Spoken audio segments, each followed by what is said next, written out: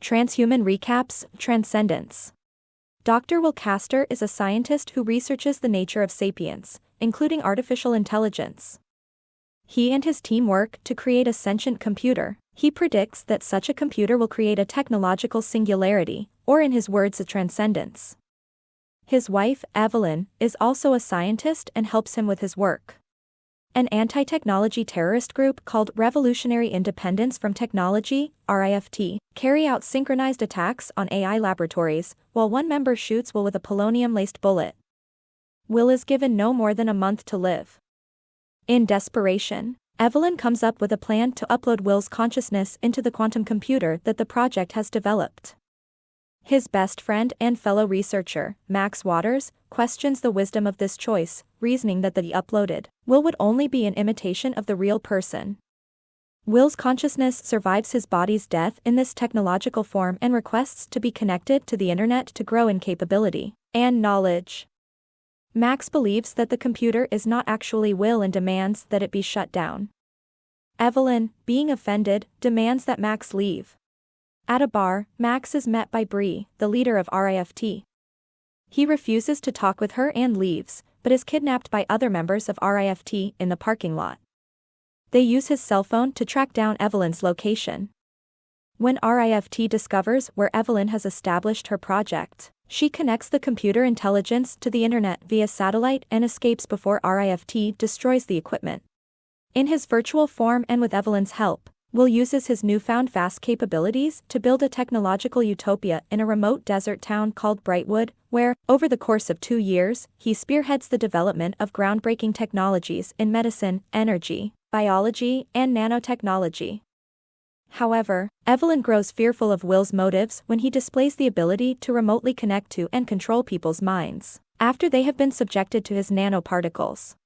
After visiting Evelyn and the underground facility Will has built, and seeing the capabilities of the hybrids Will has created, FBI agent Donald Buchanan and government scientist Joseph Tagger become suspicious of Will's motives, and plan to stop the sentient entity from spreading, with help from the government and RIFT.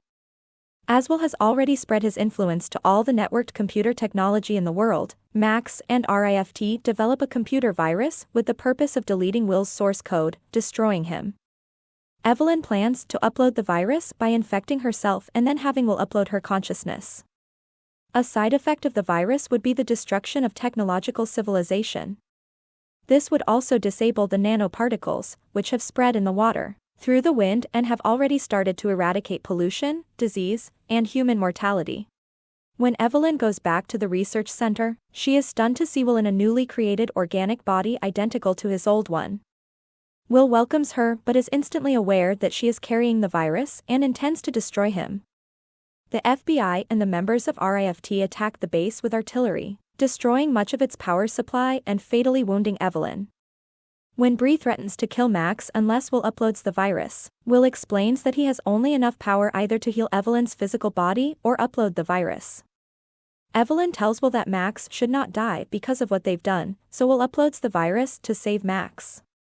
As Will dies, he explains to Evelyn that he did what he did for her, as she had pursued science to repair the damage humans had done to the ecosystems.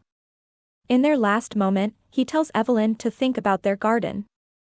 The virus kills both Will and Evelyn, and a global technology collapse and blackout ensues.